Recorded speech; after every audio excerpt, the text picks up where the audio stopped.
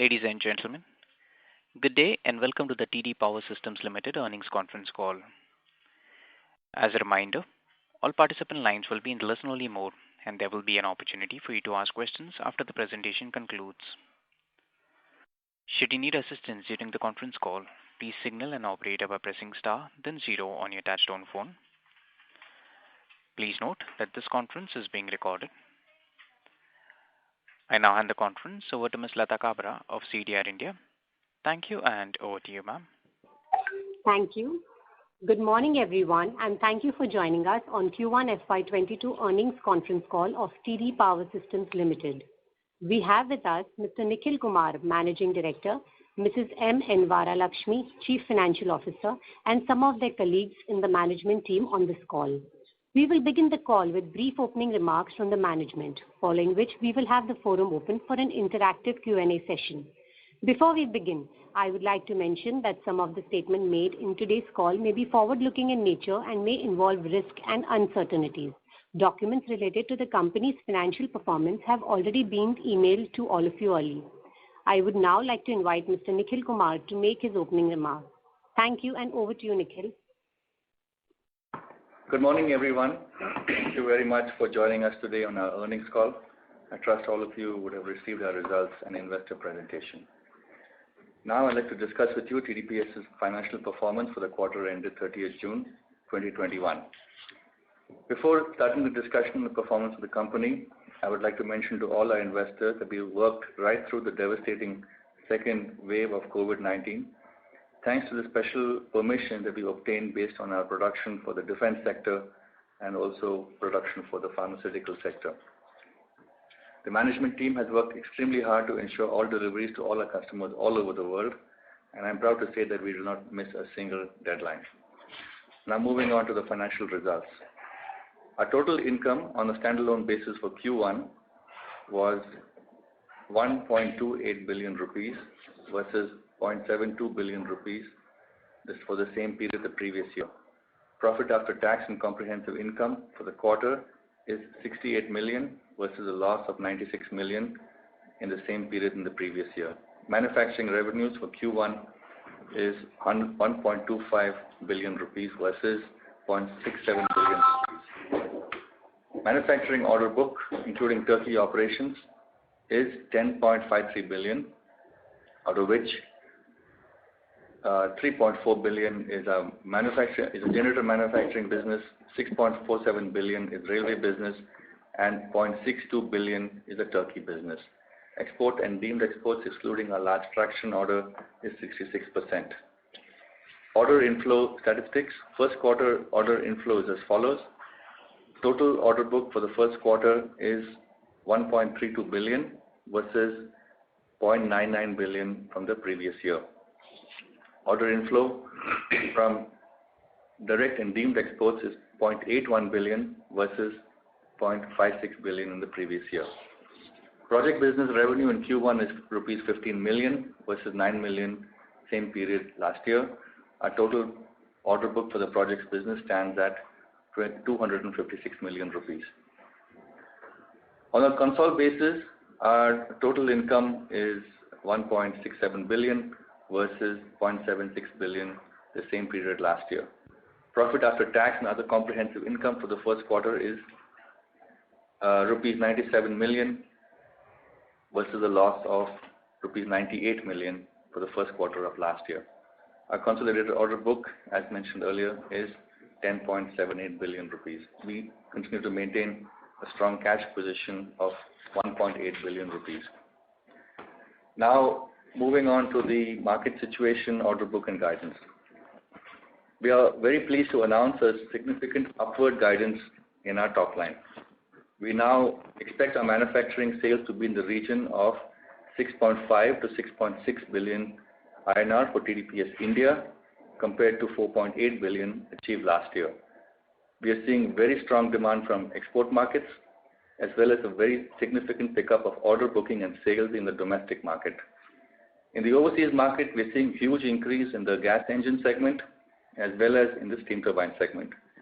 The hydro market has also picked up, and we're seeing a big uptick in the executable orders for this financial year. We are now reaching that stage of the year when the majority of the fresh order booking will go into next year's execution. In this regard, we are continuing to see extremely strong order inflows from all segments of our business, including exports, which is a really good sign that we will grow our generator sales next year from the level that we have projected this year. Domestic market is also picking up in all sectors: cement, steel, sugar cogeneration, distilleries, waste heat recovery, and garbage burning plants. There's a lot of momentum in the market, and I think we are finally seeing a strong revival of the long-awaited capex cycles. At this moment, we are very excited and very positive about the sales growth for FY23. Last time we talked about new products. I'm very happy to announce that we have secured an order for large synchronous motors for about 180 million INR. This order will be executed in the next financial year. This is a large market, and currently we're addressing a market size of about 2 billion INR per year, and we hope to get a decent market share from this segment in the future. We're also very active in more new product segments, and we'll announce our results as and when we achieve success in the market. Our business development is headed by one Mr. Kaushik Swapnil. He was a former MD of WEG India, and he is moving TDPS into new segments, bringing his rich 35 years of experience in electrical rotating machines. We are getting more and more orders from our new engine customer in Germany, and this relationship is moving slowly but surely and steadily forward. This business remains on track to deliver the expected volumes in the next 1 or 2 years. The railway business with Indian Railways is also on track. We will deliver the first prototype units in the next 2 months, and then we're expecting full approval for business in the second half of next year. After getting the full approval, we expect to grow this business substantially. The railway business with Alstom is at full yearly volume. We are waiting for news about the expansion of the current order quantity as well as new segments where we have bid with them. This business also will grow substantially over the next years. TDPS Turkey. This year TDPS Turkey will have a top line of about 9 million euros and around 10% profit before tax. Unfortunately, the new incentive scheme announced by the government of Turkey does not make local manufacturing in Turkey attractive. We are seeing a lot of new orders from this market being diverted to TDPS India. While TDPS does not lose overall, the next year outlook for TDPS Turkey does not look so positive. If required, we will downsize the operation and make sure we do not have any losses. Guidance for this financial year, FY22. Manufacturing business for India, as mentioned earlier, top line is about 6.5 to 6.6 billion INR. Now I need to talk a little bit about the margin expectations and the impact of raw material prices on the profits of the company. Last time we had talked about negotiations with our long-term customers, both in India and outside India. Our goal was to preserve the long-term relationship with our customers, not lose market share, but ultimately pass on the full cost increases to the market. In this process, the most difficult part of our discussions was about orders that our customers had taken or about to take with prices that we had in place last year and early this year before the massive increases of raw material prices took place. We took the hard decision to absorb some cost increases in a few cases and share the cost increases in many cases. These two categories constituted a negotiated and fixed number of machines, and after this predetermined number of machines, we have agreed for a full price increase for all new orders. This will have an impact on Q2 to some extent, and Q3 to a larger extent, and again Q4 to a smaller extent. From Q4, we will start seeing the full price increases that we have finalized with the customers, and we will see a full pass-through of these price increases next year. For this FY financial year, the impact on TDPS is in the region of 220 million to 240 million, which will bring the gross contribution to about 27.5 to 28% for this year. We are trying very hard to increase the aftermarket business for the remaining part of this year to see if we can improve the gross contribution by another 1%. But as mentioned earlier, this is a short-term effect, and we will definitely return to the normal gross margin profile of the company of around 32% next year. This hard decision was taken to preserve the long-term relationships with our customers. The major cost sharing has been done with Indian OEM customers and to a lesser extent with international customers. Despite this, we still expect to have the same level of profits as last year on a consolidated basis because of significant increases in the top line. As mentioned earlier, and I would like to repeat, the impact of the higher sales prices will positively affect the margins from Q4 onwards, Q4 this year onwards, and from Q1 FY23 fully. And I'll repeat once again, we will increase the gross contribution of next year's business to at least 32%. TDPS Turkey will deliver a top line of 0.8 billion rupees, and the total manufacturing business top line will be between 7.4 to 7.5 billion rupees. Project business will deliver a top line of 0.25 billion. All other subsidiaries will be profitable. This brings me to the end of my initial remarks. I'll now be happy to address questions and queries that you may have. Thank you. Thank you very much. We will now begin the question and answer session. Anyone who wishes to ask a question may press star and 1 on the touchtone telephone. If you wish to remove yourself from the question queue, you may press star and 2. Participants are requested to use handsets while asking a question. Ladies and gentlemen, we will wait for a moment while the question queue assembles. The first question is from the line of Himanshu Upadhyay from PGIM Mutual Fund. Please go ahead. Yeah, hi, good morning. Congratulations on a great set of results and also on a very strong commentary. It seems there is buoyancy all across. Can you elaborate slightly more? So when we are seeing buoyancy, is it only in the power plants or thermal power plants, or you are also seeing buoyancy in something like waste heat recovery and let's say the locomotives and railways, gas engine, what we have entered, and the way the company is moving, or if we have moved, how much would the dependence on a single particular segment, let's say coal-based power plant, which used to be the largest revenue contributor to us, today what it would be, and the way the order book is getting built, what would be our exposure to that segment, and what would be to new segments like something like windmills, railways, what we have tried. So can you give some idea on how the order book is broken up today? So I'll answer this question partially, and my colleague Vinay Hegde, the head of global sales and marketing, will address the question on the buoyancy of the markets and what he's also seeing. So approximately about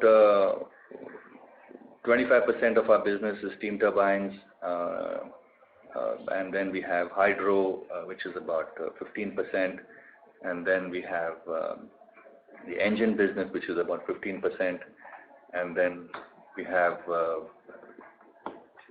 gas engine, diesel engine. Traction. We have traction, which is about 16%. So you can see that we're not overly dependent on any single sector. When we say steam turbine, it means basically captive power plants, which will be running for the primary power generation for the industry. There is waste heat recovery, there is sugar cogeneration, there's garbage burning plants.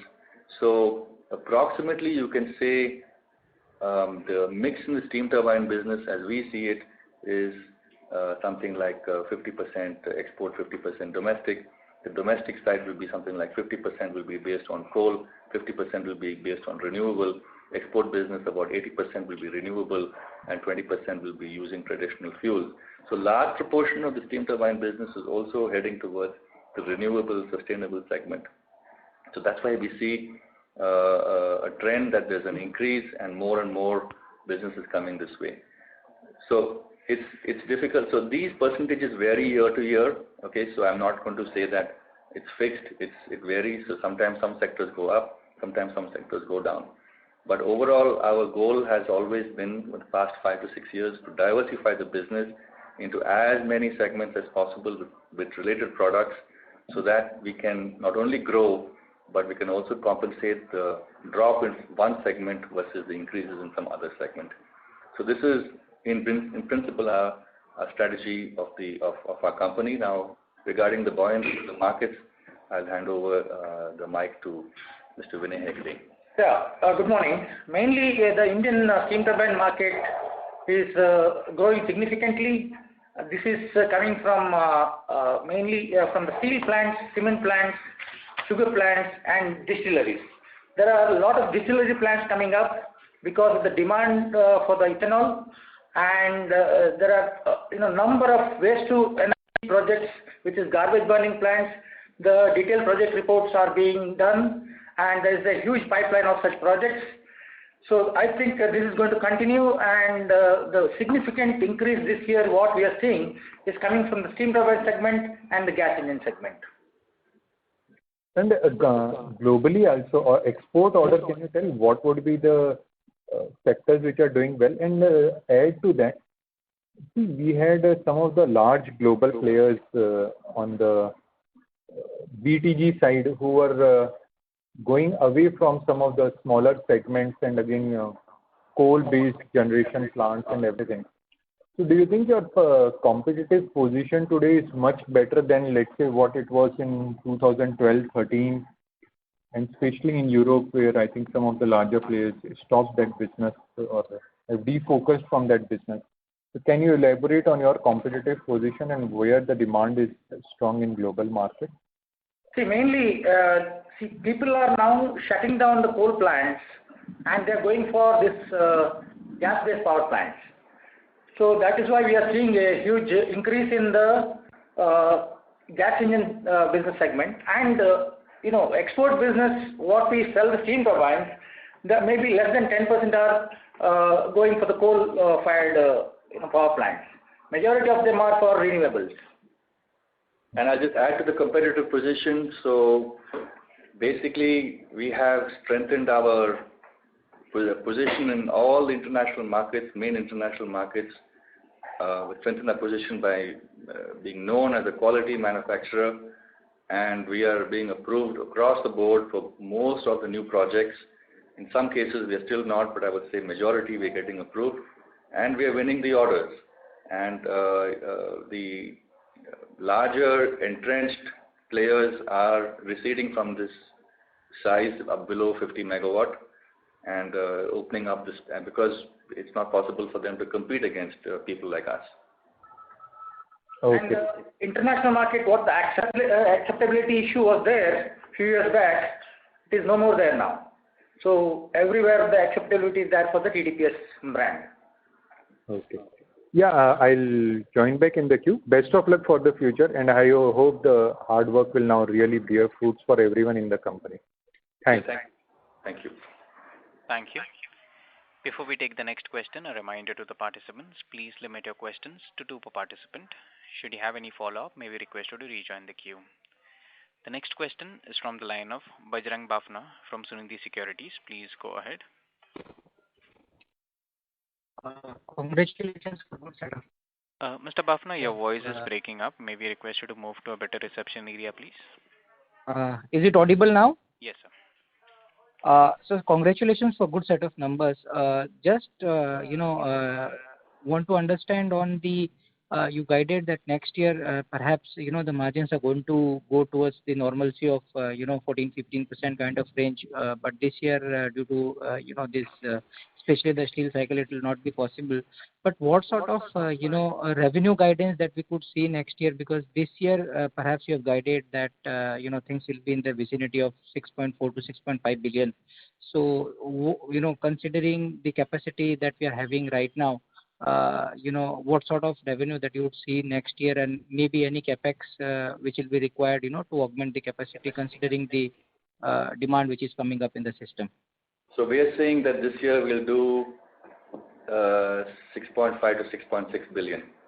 And okay, I will put a number right now, but we'll see. We'll do at least between 7.25 and 7.5 billion next year. That's the initial guidance I'm giving, and it could, if we know all the things that we are doing, I really expect it to be much better, but I will give you a revised guidance, as time goes by. It's really early for us to give a very firm guidance for next year, as I said, because order booking is just starting for next year, but, the flows are very good. The flows are very heavy in flows, and all the new potential areas where we have developed the customers of the past few years, those are really opening up, and we're seeing increased flows from those new areas. Plus, in addition, there are new areas which we are just tapping into, so those also will contribute. So, very conservatively, I'm giving a guidance of about 7.25 to 7.5 billion rupees for next year, and then let's see. I'll be happy to upgrade this guidance as time goes by. No big capex, and as I said, we are investing about 10 to 15 crores a year.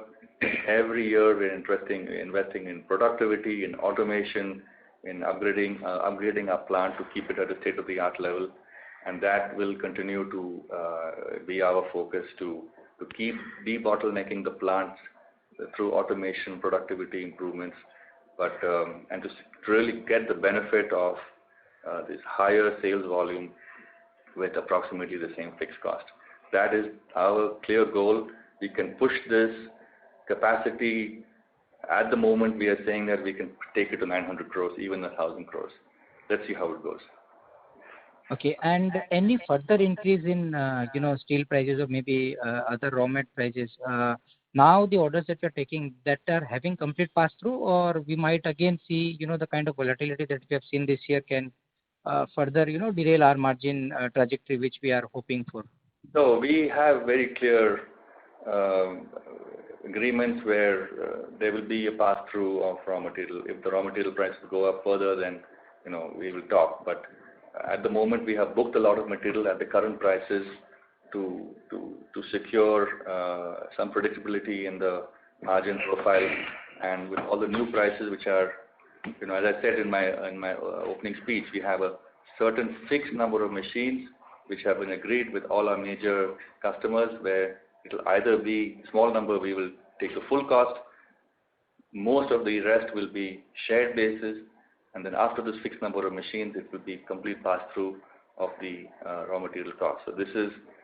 So basically, all the new orders from approximately now are going to be with the new price, plus minus a few weeks here and there.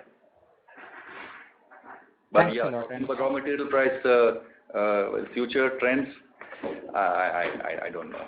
Whatever it may be, we're not worried, because if the prices go up, then we'll again have another pass-through.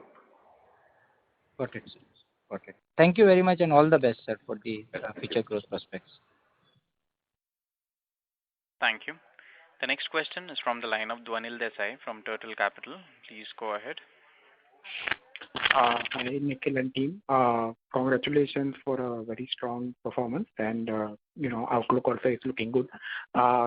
So, Nikhil, I've been following our company and invested in it for a long time. I have never seen you such a strong commentary from your side. So, so wanted to understand that, hello.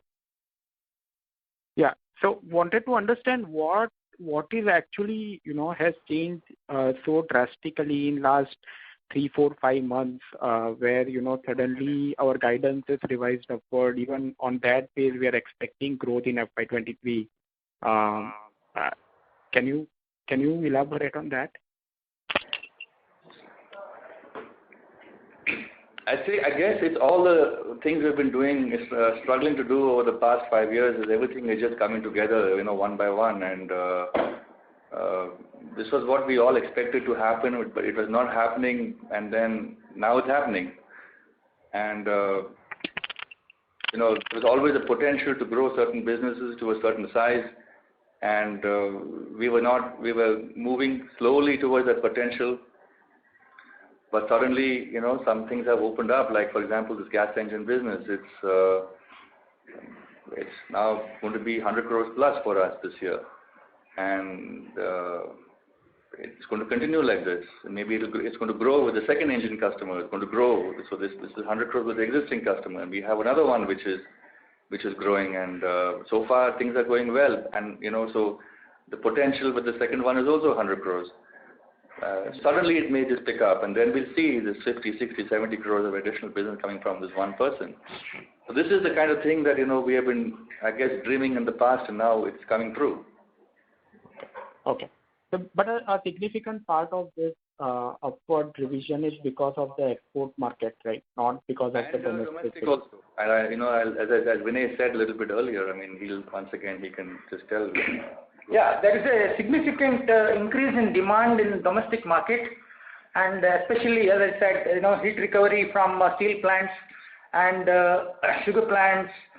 Mainly, there are a lot of distilleries coming because there is a huge demand for ethanol, and there are many projects for waste to energy, which is coming from the garbage burning plants, and now they have a plan for putting up a plant in every district. So this demand is going to continue, and this is not a bubble anymore. So whatever we were expecting the Indian market to grow, and it has started now, and there is huge demand for the small power plants below 20 megawatt. Okay, got it.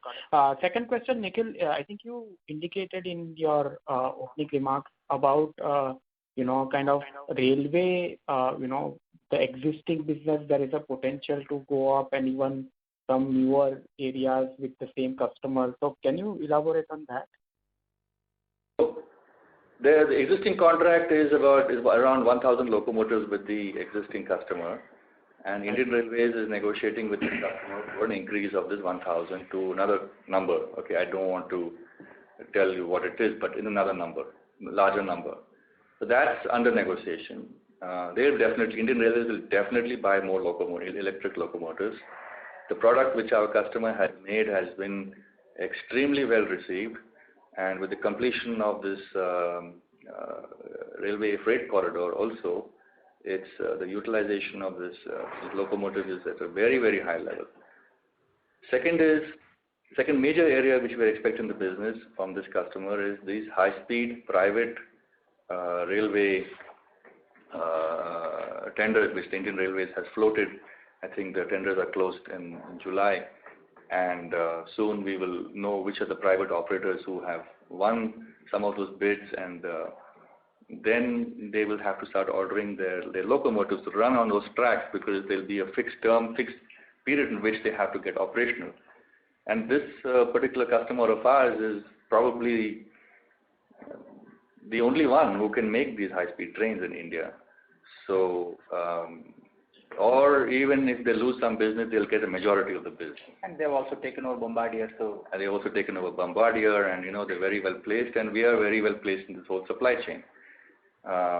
So yeah, it's another big area where we are expecting the expansion of business to take place. It will take a little bit of time, but as I said, we have positioned ourselves well in this system. Okay, got it. And last question for Nikhil. So the copper prices have been going up and up. But how will it have an impact if it starts going down in terms of the materials we have booked, the negotiations that we have done with our clients? How does it work? Look, there's going to be a fairness in this whole system moving forward. That's all I can say at this point of time, right? So we have taken a certain hit, and we have been fair, and now if things start going the other way, I'm sure our customers will be fair, and we're going to play this game with a fair spirit, okay, and our customers also will play. We have long-term relationships. Everything will be done with a spirit of fairness from both sides.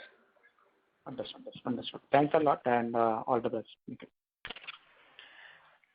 Thank you.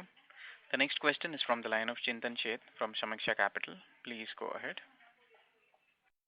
Thanks for the opportunity. You mentioned on the existing capacity can be scaled up to 900 to 1,000 crore revenue without any major capex.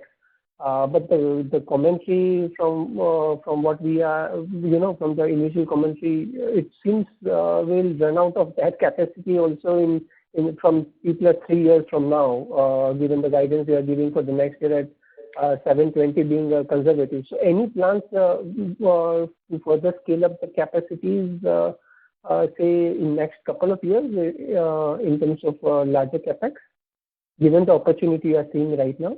We'll start thinking about it next year is all I can say.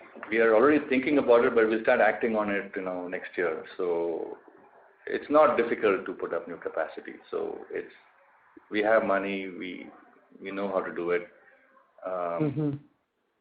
We'll give it another 12 months, and then we'll give you more concrete answers on this question.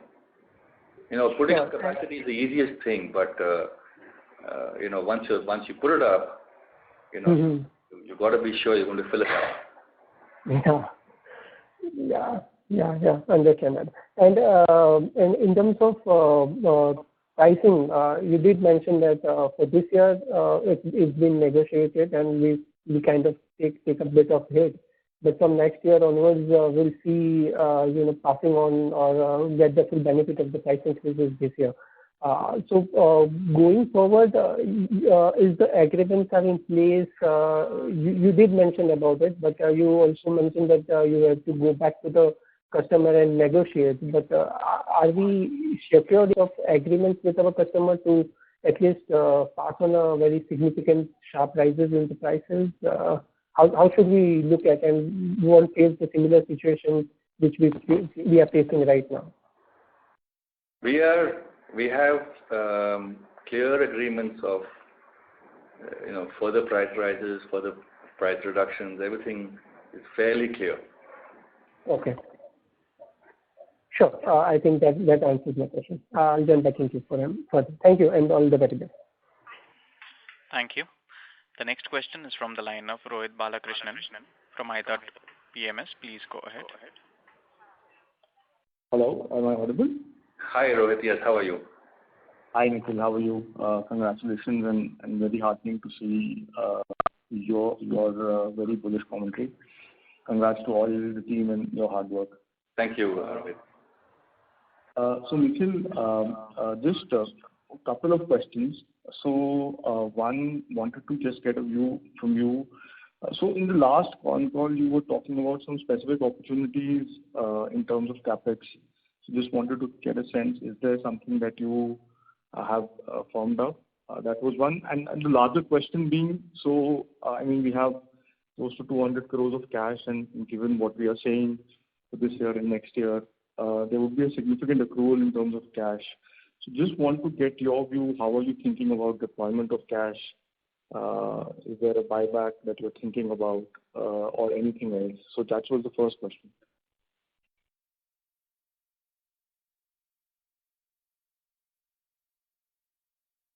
Hello? Mr. Rohit, requested to please stay connected. Requesting all the participants to please stay connected. We are reconnecting the management.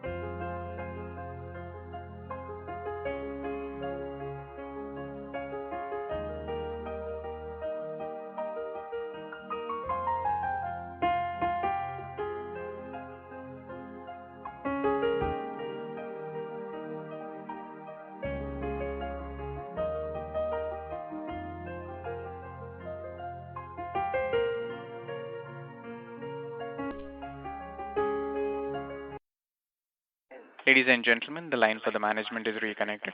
Thank you, and over to you, sir. So, sorry, Rohit, you were saying about the new products. You can just maybe start the question from the beginning.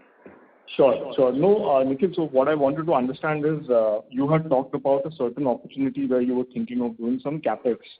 I wanted to just get a sense from you, an update. My larger question actually was around, like we have about 200 crores of cash, and given what we are saying in this year and next year, hopefully it should be very good from a cash accrual point of view also.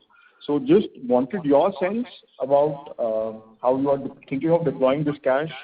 Are you thinking of buying back or dividend or anything else? Just getting your view. We are focusing on using all our resources to fund the growth. And, this kind of growth will need significant amounts of working capital. And as I said, some capex also, not major capex, but 10-15 crores with capex will be required. So all put together, I think we'll be consuming much of the earnings in just funding the growth. So this is the strategy, at least for the next 1 year, to fund the growth. And then we will see after that. Got it. Okay, fair enough. Nikhil, just, so this year you're saying close to 740 crores at a consolidated level, right? Manufacturing, 7.5 billion rupees, yes, all put together, 7.5, 7.6. So, and you've also sort of given a initial mark for the next year. And this would be, again, you are assuming Turkey to be almost negligible, right, next year? Yeah, that most of the revenues will come from TDPS India from the manufacturing side. Probably Turkey could just be, I think, around 1 to 2 million euros. Got it. So, that's again commendable on your part to be able to fill up that kind of a big gap. So, I remember in one of the con calls a few quarters back, you mentioned that if we sort of get to 180, 200 crores kind of a run rate on India, then we can do 15% margins.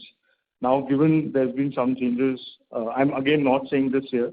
I'm cognizant of what you mentioned in the opening remarks, but I'm saying next year, and along with like commodity prices going up, do you think that we can probably and also on the other side, you said you've been investing a lot on automation and stuff. So can we talk EBITDA margins if we do 180, 200 crores of quarterly numbers, let's say, few quarters down the line? Rohit, you guys, all the guys on this call are all, great in calculating results. So I've given the indication on the gross margins, top line, and the fixed costs are not going to go up that high. So, yeah, it's possible, definitely. Okay, and this last question, if you said about a large synchronous order, I missed that part. If you can repeat that?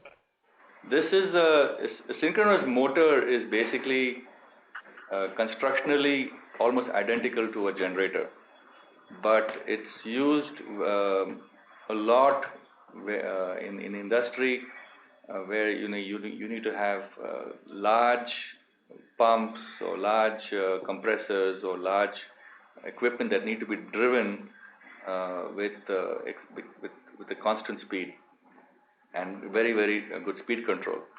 So this is but constructionally the machine is exactly identical to a generator. So this logically been a very good segment for us to get into because from the manufacturing point of view it's exactly the same as a generator, but a lot of design capability had been built in, and we have done that. We got the first order, and it's a large market, and this is what I'm talking about. The 200 crores is only domestic. If I talk about the international market, it is, I don't know, it's huge. It's really, really big. So we'll grow. We'll first put in a few machines over here in the domestic market, and we'll try to get a good share. And then we can also grow this business internationally. So I'm very upbeat about this product line, and there are more coming up, and we will talk about it as we enter. We get orders from certain segments. We'll talk about it, and we'll talk about the market potential when we actually realize success in the market. Sure. So just one follow-up on this. So this is a 18 crore machine that you just No, it's you said? six machines of around 3 crores per machine. Yeah, so 18 crore order. Sorry. And this is for which industry, Nikhil? Which industry? This is going to be used in a large pumping station. Okay. Got it. I think I'm pretty much through my questions. Thank you very much, Nikhil. I'll come back if I have more. Thank you. A reminder to the participants, please limit your questions to 2 per participant. Should you have any follow-up, may be requested to rejoin the queue. The next question is from the line of Aditya Shah from Vibrant Securities. Please go ahead. Hello, good afternoon, everyone. My first question is on the gross margin. For this year, Nikhil, you have guided broadly for 28% gross margin, and due to that, the profit may not go up significantly in the current year, basically. Is my understanding correct? Yes. Got it. My second question is on the gross margin. Next year, you're guiding for 32%, which we basically did in FY21. So we'll revert to that kind of margin profile. My question is that when we are deciding the pricing for a product, so is 32% the number wherein we will stabilize, or this business inherently has the potential to increase the pricing and potentially move the gross margin profile higher than 32%? That's a really hard question to answer in a simple way. It's a mix of, this 32% is a mix of a large number of different things that we do. And certain segments are more profitable and certain segments are not as profitable. But overall, the business is generating this. We are trying and we are putting a lot of effort to see how to increase the aftermarket business. And part of it's a big push from our side to increase the aftermarket business, and there's a lot of potential in this area. We'll talk about it more hopefully next time, because we are very close to winning some orders, and then we will talk about this a little bit more next time. That kind of business will improve the overall gross contribution for the company in a significant way. The new product business is always competitive, and we got to remain competitive in this business. Our OEM customers also are demanding. They demand competitive prices. So it's hard for us to push this significantly. Let me just put it that way. Here and there, yeah, but significantly, it's hard. Got it. I think that's very fair. In terms of aftermarket, I want to understand right now, do we have any kind of revenues in aftermarket? And number two is, as I said, it's a push from our side. When we win some orders, we will definitely inform the market. But I'm upbeat about it because we have some really good potential sectors that we're going after, and we have been working on this for the past 7-8 months. We're close to winning something. When we win, it's not going to be some small stuff. We'll win. We'll talk about it. Next, probably, yeah, hopefully sure, Nikhil. Next call. Sure, Nikhil. Sure. Thank you. The next question is from the line of Manoj Dua, an investor. Please go ahead. Hi, Nikhil. Congratulations on your upbeat guidance and the efforts you have put on last 4 or 5 years, maybe more than that, to become fruitful. I'm so glad for that. Thank you, Manoj. So, my first question is regarding, we have a Navy shipment in Q1. It was delivered in Q1 or it is in Q2? That has been shipped. So in this Q1. Okay. And my second question is that we have taken some hit on the margins for our OEMs. So do you think this kind of what we have done, sacrifice in terms of margin, will cement our relationship in future, and we can increase our positioning with these clients, and this kind of thing will be taken as now more cementing our relationship with our new clients? Yeah, it is basically, with these clients, what we are talking about, where we have the rate contract, We have a 20-year-old relationship, and we have 100% market share with them. And if they grow, automatically we grow. This is to keep their business intact and not losing the market share. These kind of things we have to do in this kind of business because we have limited number of customers. Okay. Thank you and best of luck.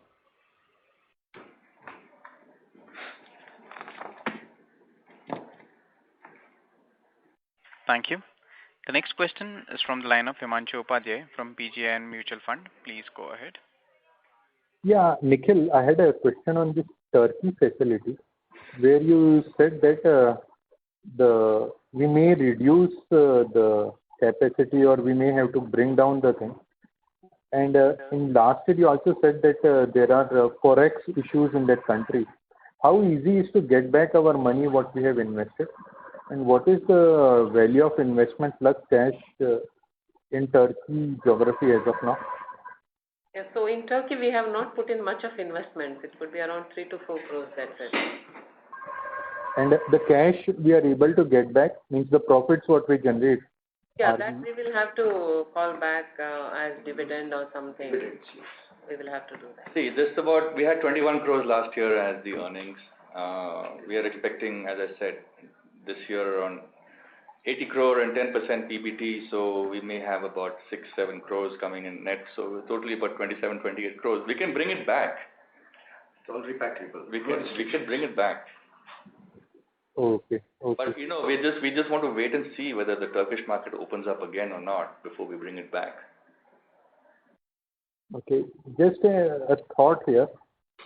When the market goes back, the money also becomes difficult to get out of that country. This is what we have seen in many geographies. Okay. In good times, getting money is easier than in tough times. Yeah, but you pay huge tax, right? So let's see. Cash is lying. So let's see. Okay. And we said that we have brought some senior person for the rotating machines. Okay. Are we just focusing on those motors business, or you are thinking are there any other adjacencies where you are working on? Okay.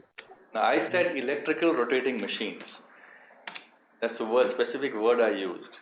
Generator is also an electrical rotating machine. So Kaushik has come from our competitor.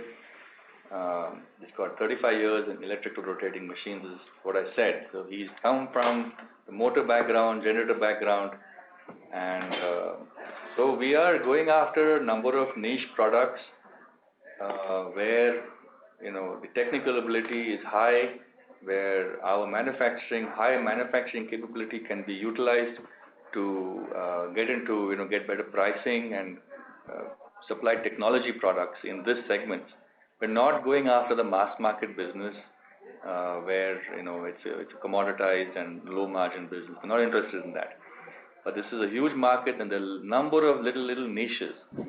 And with Kaushik's experience, we're trying to get into those niches and come up with products that can deliver the margin for the company, utilizing our technical ability. Okay. Thank you. The next question is from the line of Sanjay Doshi from Nippon India Mutual Fund. Please go ahead. Yeah, good afternoon, Nikhil and the team.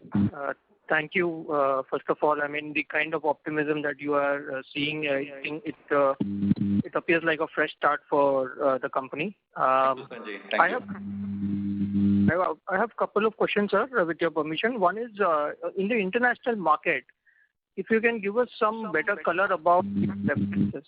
I mean, where in terms of number of customers, say 3 or 4 years back, as a brand and as a supplier versus today.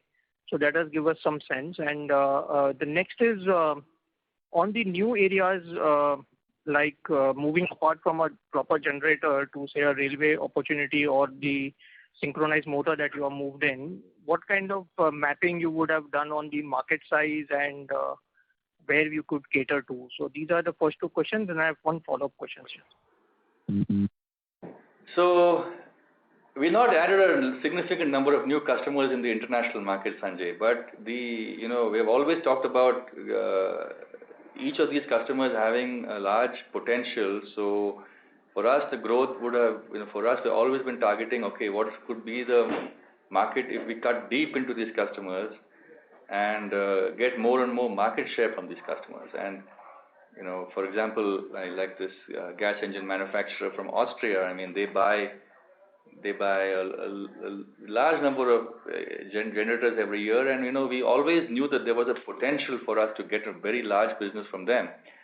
So we have focused more on cutting deep within existing customers and to get more market share.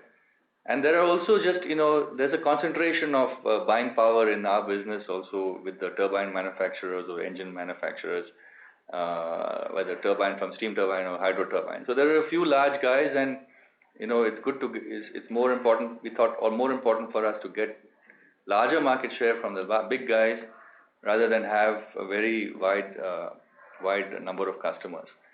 So that's part of our strategy, which is now working. And the second question was regarding this motors and mapping. And yes, as I said, the synchronous motor market that we're addressing right now is around 200 crore.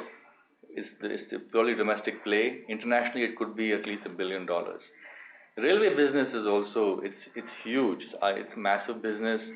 I said earlier, the Indian Railways business is itself around 1,000 crores per year, and we hope to get around 7 to 10% of that business once we are fully approved. So 100 crore segments, you can say, would be, at the moment what we're looking at, with the potential to grow much larger.